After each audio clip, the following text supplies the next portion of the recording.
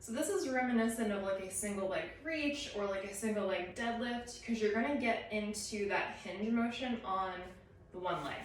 So if I show you from the side here, have your weight in one leg, you are gonna keep that knee soft, and then you are going to hinge back, just like if you had a weight in your hand. So you're here in like a single leg, stiff leg deadlift position.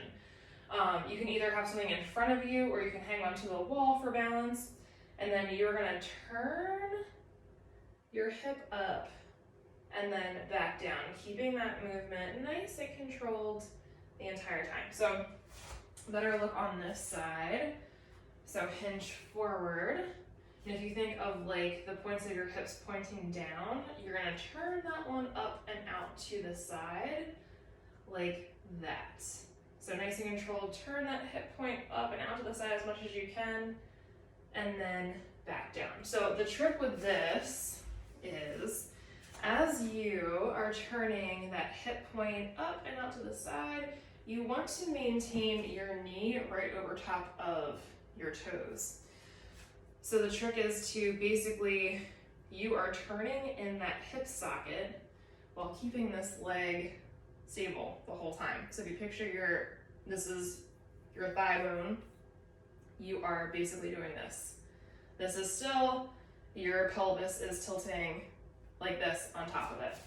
So you want to make sure that your knee and your whole leg is straight as you're tilting out.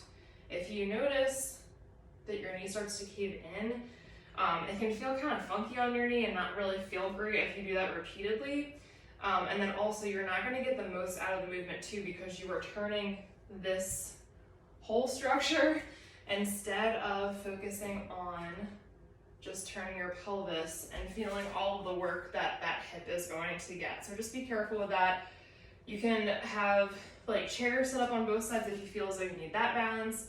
You can also do more of like a kickstand, or even like elevate that back foot a little bit if you feel like you need a little bit more stability.